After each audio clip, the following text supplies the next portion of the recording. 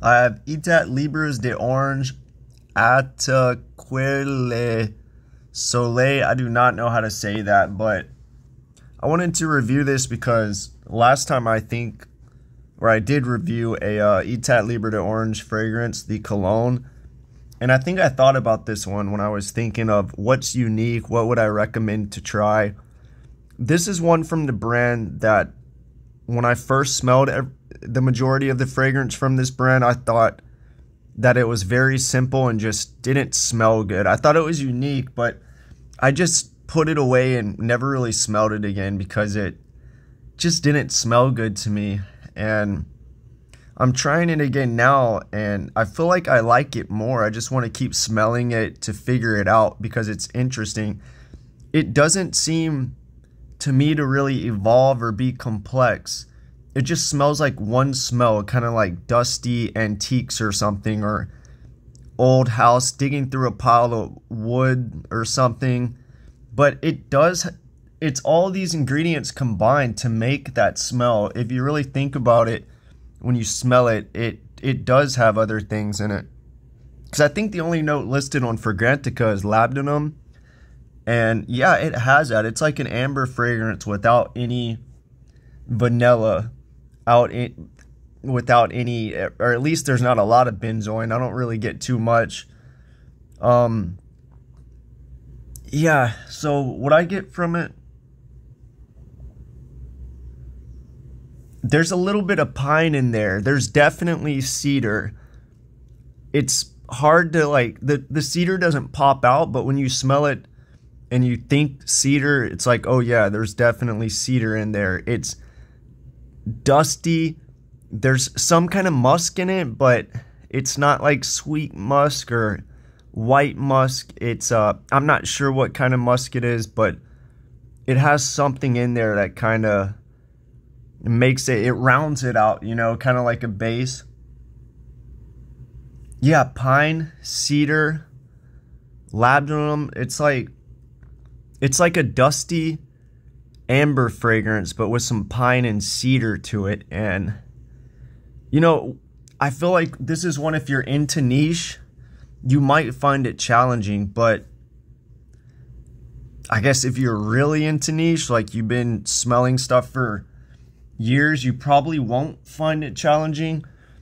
I mean, challenging is a weird thing to talk about because a lot of times I feel like when I smell something and it's challenging, nowadays, you know, I feel like it's just not well made. It might just smell like gasoline and wood and aroma chemicals, and it's not blended good. You know, I don't find Hyrax or Civet or Gastorium challenging anymore, you know, so, but this one isn't mass appealing. I'll say that, you know, if a person hasn't been into niche that long or is just into designers, they're going to find this probably one of their least favorite. But I would say it's one of the more interesting ones because, you know, I don't really smell stuff like this.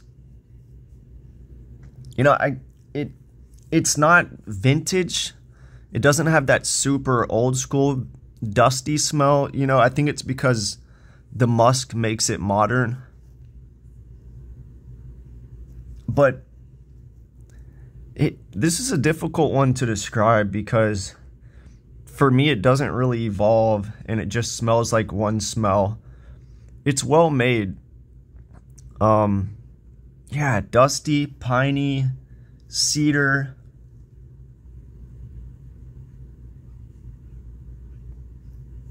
I don't know, I kind of like it because it gives me a feeling of being like in a garage looking through old wood for something. I mean, I guess that's not the best place I want to go in my mind when I'm smelling a fragrance, but at least it takes me somewhere, you know. It's not like all of the others.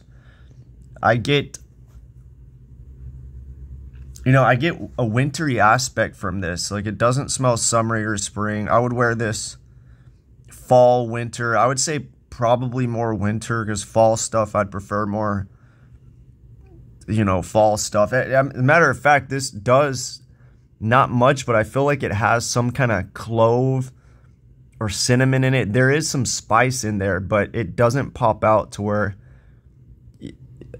you're like, oh yeah, that's clove. Like Frederick Mall's Heaven Can Wait, or it's not overly cinnamony, but there's some kind of spice in there. I don't think it's cumin. I don't get any cumin. But there's some kind of like spice rack back there, but it's dosed perfect. It's not overly done.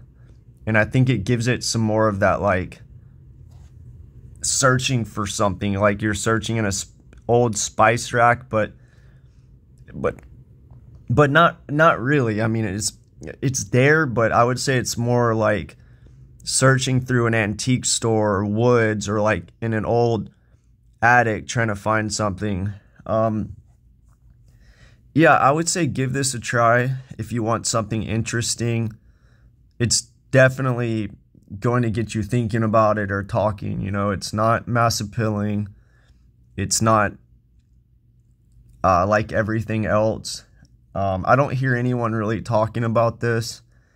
You know, most people talk about, there's 3 from this brand that a lot of people talk about, or a few.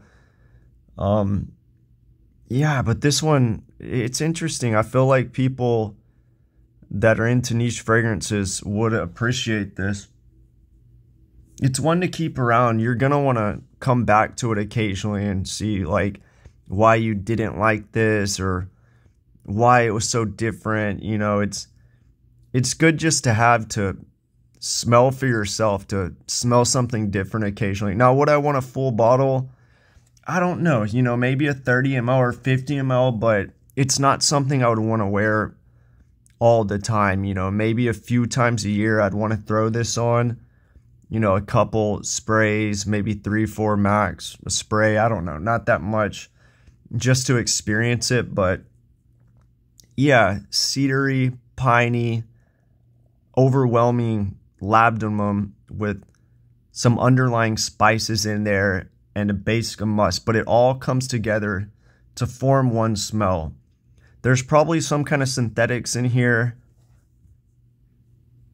I'm not sure what, maybe cashmere or something, or I don't get,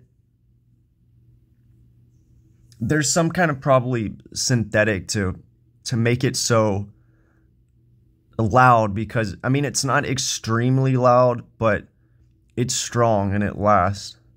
Yeah, this is a decent fragrance. I'd recommend trying it out.